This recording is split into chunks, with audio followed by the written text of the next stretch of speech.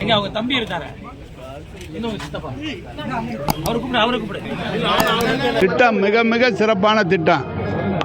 ஒரு காலத்தில் ரேஷன் கடையில் மணிக்கணக்கில் காத்துக்கிட்டு இருந்த மக்கள், அதுக்கு பிறகு படிப்படியாக அதை நம்முடைய கலைஞருடைய காலத்தில் அதை படிப்படியாக சரி செய்து கொடுத்தோம். அது இப்போது பார்த்தீர்களானால் நம்முடைய தளபதி அவர்கள் வயதானவர்களுக்கும் மாற்றுத்திறனாளிகளுக்கும் இல்லந்தோடி சென்று அவர்களுக்கு தர வேண்டிய பொருட்களை தர வேண்டும் என்று சொல்லி திருச்சியில் இன்றைக்கு 1128 வண்டிகளில் கொடுக்குறோம். பயனாளிகள் மொத்தம் 88,310 பேர். இவங்கெல்லாம் வயதானவங்கெல்லாம் போய் அங்கே காத்திருக்க வேண்டியதில்லை, வீடு வழியாக வந்துருச்சு. தேர்தல் நேரத்தில் சொன்னதை நம்முடைய மாண்பு முதலமைச்சர் அவர்கள் நிறைவேற்றியிருக்கிறார்கள். மாநில தொழிலாளர்களை துப்புரவு பணியாளரை இறக்க போகிறதா? அதெல்லாம் ஒன்றும் இல்லைங்க, அதெல்லாம் ஒன்றும் இல்லைங்க. நம்ம மாநில தொழிலாளர்கள் எல்லாம் தொழிலாளர்லாம் நம்ம ஆள்கள். அவர்கள் கேட்குறாங்க, கேட்குற பிரச்சனை எது முடியுமோ அதை செய்து கொடுத்து குடிக்க சொல்லி முதலமைச்சர் சொல்லியிருக்காங்க. தேர்தல் வாக்குறுதி நிரந்தர பணி தரணும்னு சொல்லி ஸ்டாலின் சொல்லியிருந்தார். அதெல்லாம் இல்லை நிரந்தரப்படுத்துறதுக்கெலாம் அது முதலமைச்சர் பார்த்து முடிவு எடுக்கணும். நிரந்தரப்படுத்த இப்போ சொன்னார், நேற்று அதிமுக அமைச்சர் சொல்லியிருக்காரு 17,000 பேரை நாங்கள் நிரந்தரப்படுத்தியிருக்கோம் அப்படின்லாம் சொல்லியிருக்காரு. ஆனால் துப்புரவு பணியாளர் என்று போடப்பட்டு அவர்களெல்லாம் துப்புரவு பணிக்காக போகவில்லை. கோயம்புத்தூர் மாநகராட்சியிலும் துப்புரவு பணியாளர் எடுத்து 380 பேரை ஒரே நாளில் பதவி முடிகிற காலத்தில் எடுத்து அவர்கள் போட்டிருக்கிறார்கள். நீதிமன்றத்தினுடைய பேப்பரில் அரேஞ்ச் பண்ணி எந்த துப்புரவு பணியாளரும் அவங்க போடல.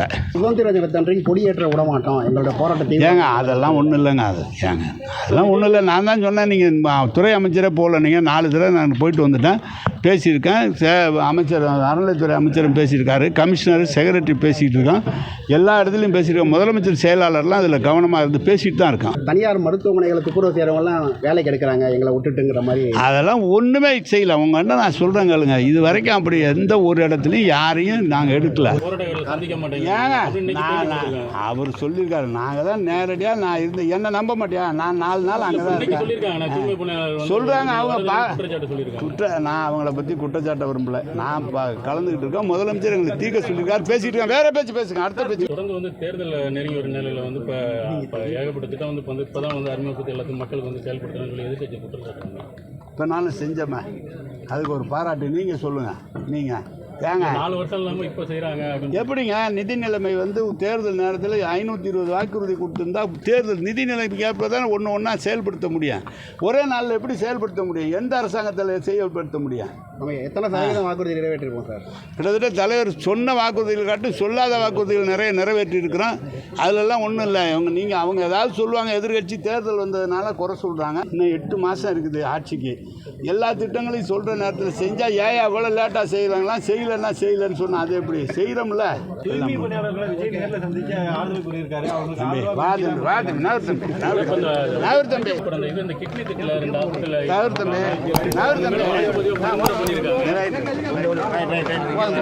போதும்.